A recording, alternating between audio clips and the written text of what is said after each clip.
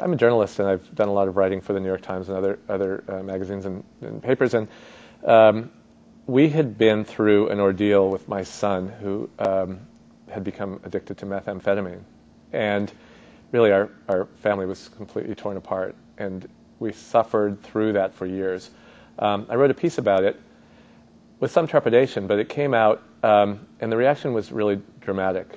People seemed to respond.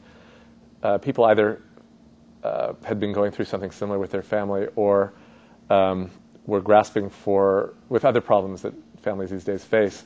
And based on that, and based on a lot of really sort of, it sort of was like an open door to conversation with people, people I knew and strangers. Decided to go forward and to tell the story in much more depth. At the time, I thought that a parent could speak about his child's drug addiction in the past tense.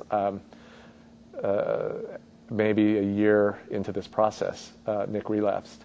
And I realized then what I know now, which is that this is not necessarily a problem that we speak of in the past tense. It's an ongoing problem. The book was interrupted when Nick relapsed. I didn't know if I could write it. I didn't even know if we were going to survive it. I didn't know if he was going to survive it. And I didn't know if I could survive watching my son on that collision course. Then he was doing better.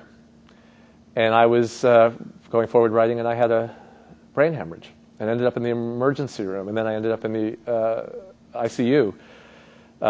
In San Francisco, and so I once again, I didn't know if I was ever going to get back to writing this story, and so to me it feels sort of miraculous in a lot of different ways that my son is well.